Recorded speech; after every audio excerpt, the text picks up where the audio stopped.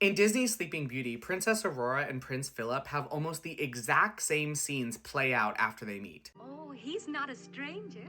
We've met before. You have? Where? Once upon a dream. I have met her father. Yeah, you have? Where?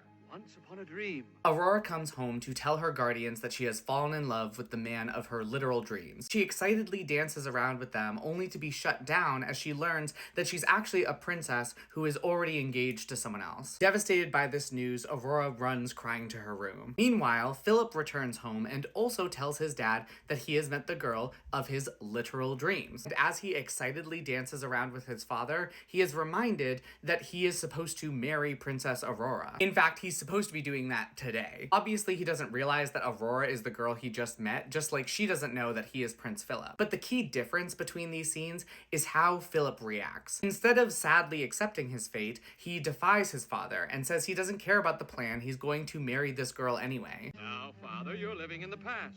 This is the 14th century. Now, what's really cool about these parallel scenes is that Aurora and Philip are already very similar characters. They are dreamers with very playful, teasing personalities. But a key difference between them is that Aurora is magically fated to fall under a curse, whereas Philip is magically fated to break that curse. Since Philip is the future true love of Aurora, Merryweather's gift doesn't just affect the fate of Aurora herself, it also affects Philip. And I like to think all of this is exactly how they have met in Aurora's dream. She tells these animals that when the prince says goodbye in her dream, he wraps his arms around her and is about to do something romantic, but she wakes up, as if she's dreaming about this future moment where he's going to kiss her awake. It's almost like they fall in love because of this dream they're having, because they're fated to fall in love. They say if you dream a thing more than once, it's sure to come true.